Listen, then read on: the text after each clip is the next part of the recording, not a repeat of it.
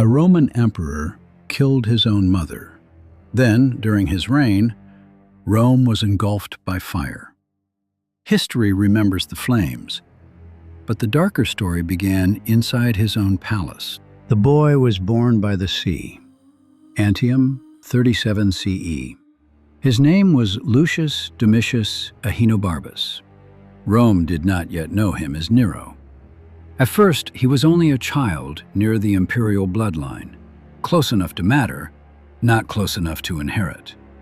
The throne belonged to older men, to stronger claims, to families that smiled in public and arranged deaths in private.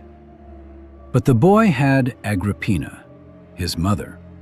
Agrippina the Younger had grown up inside the most dangerous house in Rome. She was the sister of Caligula, the great-granddaughter of Augustus, and later the wife of Emperor Claudius. Agrippina understood something most people around the throne learned too late. Power was not given, it was arranged, protected, forced. Claudius already had a son, Britannicus.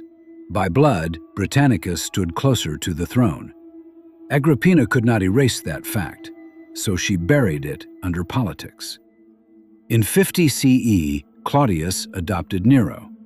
3 years later, Nero married Claudius's daughter, Octavia. The boy from Antium was no longer on the edge of the imperial family. He had been pulled into the center. Then Claudius died in 54 CE. Ancient writers suspected poison.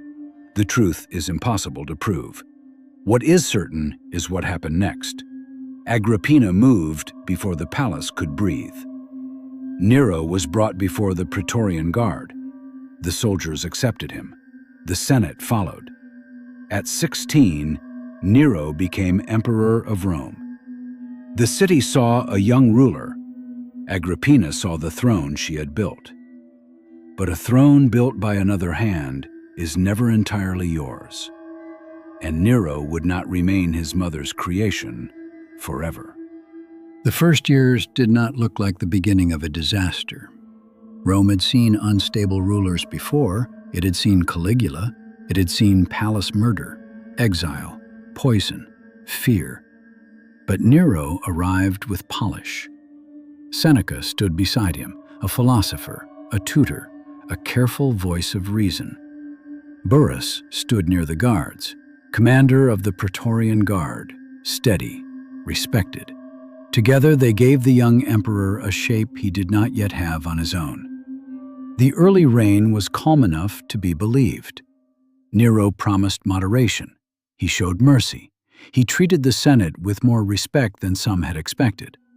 For a moment, Rome could imagine that the dynasty had survived its own darkness.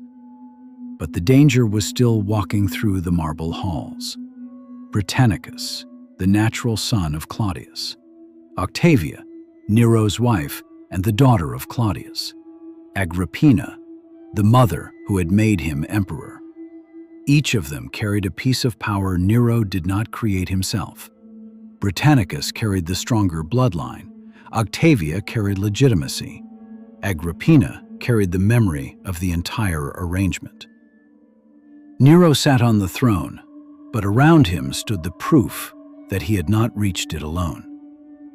And inside a Roman palace, proof could become a threat. In 55 CE, Britannicus died. He was young, too young to have become a real ruler, but old enough to be useful to anyone who wanted Nero replaced. That was his danger. He did not need to speak. His name spoke for him. Ancient sources say Britannicus was poisoned during a meal. A cup was brought, the prince drank, and the old line of Claudius had one less heir. The details come from writers who hated Nero, so the scene has to be handled carefully. But the result is clear.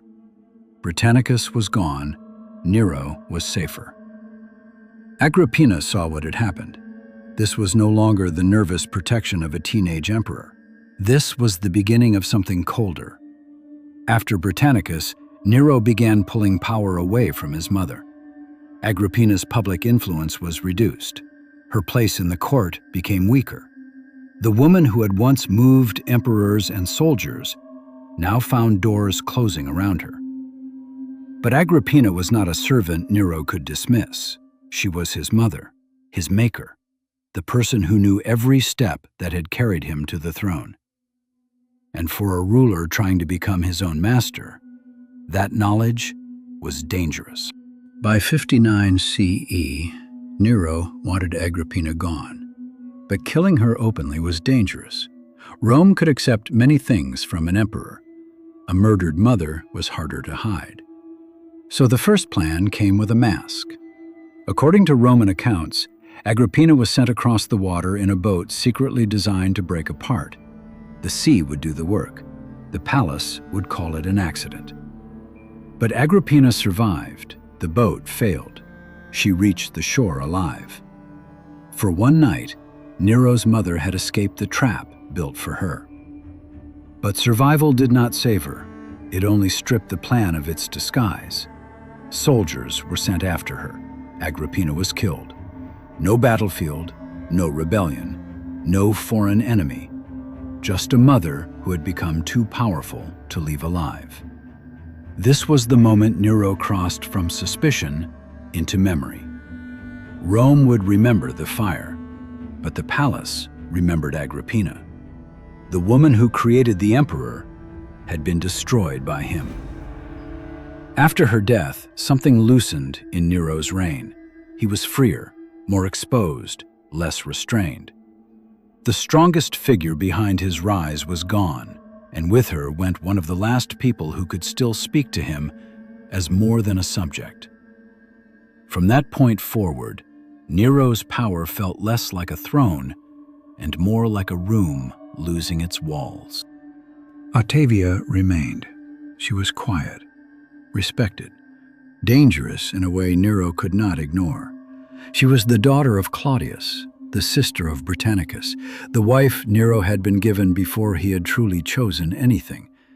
The people of Rome liked her. That mattered. A popular woman with imperial blood could become a symbol without trying. Nero wanted Poppaea Sabina. Poppaea was beautiful, ambitious, closer to the life Nero wanted. Octavia belonged to the old palace, the old arrangement, the version of Nero that Agrippina had built. In 62 CE, Nero divorced Octavia. Then came the accusation: adultery. It was convenient, too convenient for many Romans to believe. Octavia was exiled. Then she was killed. The city reacted with anger. For Nero, Octavia had been an obstacle. For the people, she had been the last clean piece of Claudius's house. Her death did not make Nero look stronger. It made him look exposed. That same year, Burrus died. Seneca's influence faded. The early guides around Nero disappeared from the center of power. The emperor was no longer being shaped from the outside. Now the shape of the reign came from Nero himself, his desires, his fears, his need to be admired, and his growing habit of removing anyone who stood too close.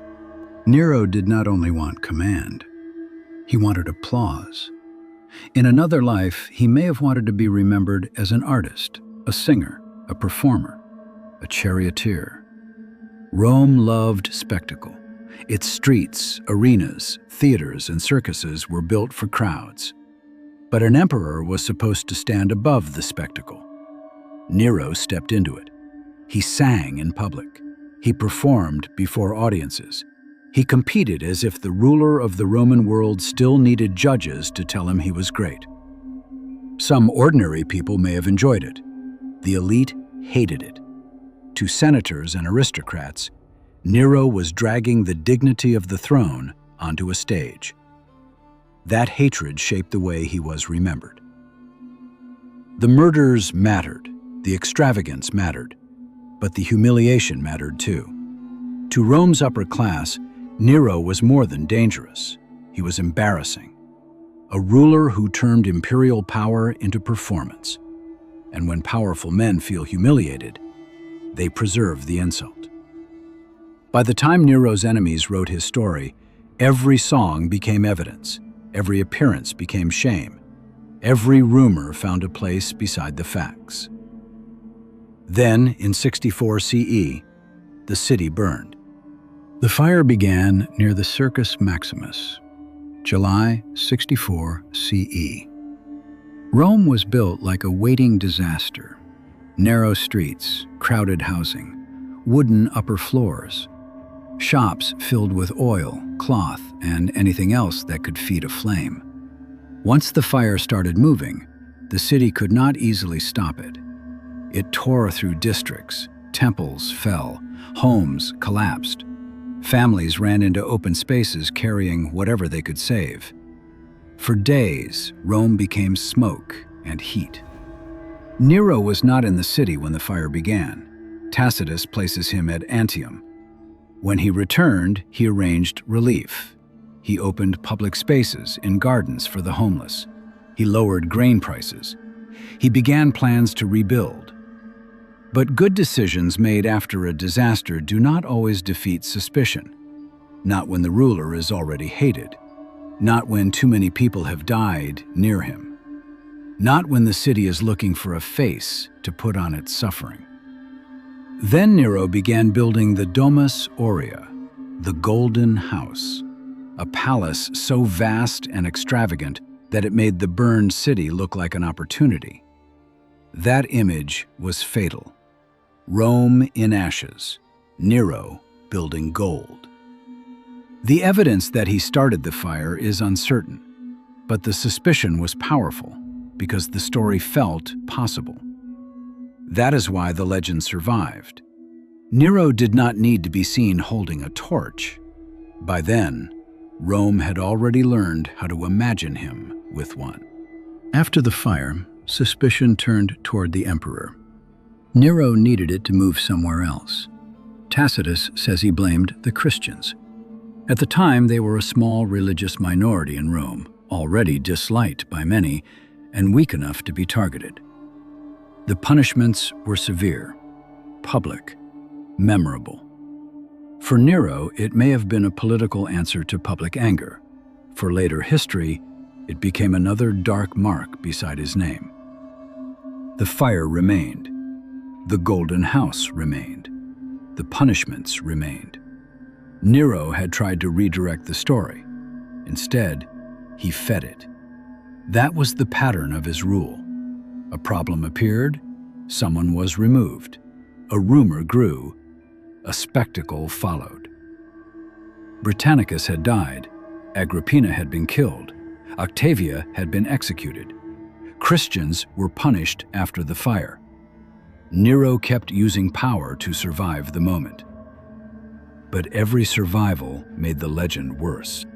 In 65 CE, men close to power moved against him. The plot became known as the Pisonian conspiracy. It failed. Nero's answer was immediate: arrests, executions, forced suicides. Seneca, the man who had once helped shape Nero's early rule, was ordered to die after being linked to the conspiracy. His exact role is debated. The command was not. By now, the careful beginning of the reign was gone. The old advisors were gone. The family rivals were gone. The emperor was surrounded by fear, resentment, and performance. And still, Nero wanted to be seen as an artist. That contrast is what makes him so strange. A ruler accused of murder and persecution, still chasing applause. A man losing the empire around him, still listening for approval. Rome was no longer watching a promising young emperor. It was watching a throne turn theatrical as the floor beneath it cracked. In 68 CE, the break finally came. Revolt began in Gaul under Vindex. Galba, governor of Spain, moved against Nero. Once the army began to turn, the illusion collapsed quickly. The Praetorian Guard abandoned him. The Senate declared him a public enemy. Nero fled Rome with only a few followers left. He was 30 years old. the last emperor of the Julio-Claudian line. The dynasty that began with Augustus did not end in a glorious final battle. It ended with Nero hiding outside the city that had once called him emperor. Capture meant humiliation and execution, so Nero chose death. Ancient sources give him a final theatrical line about the artist dying in him. Whether exact or polished later, it fit the memory perfectly. Even his death sounded like a performance. Nero died in 68 CE. Rome survived. His dynasty did not. The next year brought civil war, the year of the four emperors, Galba, Otho, Vitellius, Vespasian. The empire moved on, but Nero's name stayed behind like smoke in stone. Some accusations against him are uncertain. Some were sharpened by enemies. Some were shaped by Roman writers who despised him. But Nero was not made infamous by lies alone. Britannicus died during his rise. Agrippina was killed on his command. Octavia was exiled and executed. Christians were punished after the fire. Seneca died under imperial pressure. Rome burned during his reign. And the Golden House rose from the ashes. The rumor did not need every detail to be true. Enough had happened for the rest to feel believable. That is why history kept the fire. Because long before Rome burned, Nero had already built the kind of reputation that could survive inside the flames. The darker story began in the palace, with blood, with family, with a young emperor cutting away the people closest to his throne. And when the city finally burned, Rome found the name it was ready to remember. This was Nero, the emperor behind one of Rome's darkest legends. Subscribe to the Ashen Archive for more true stories from the darker edge of history.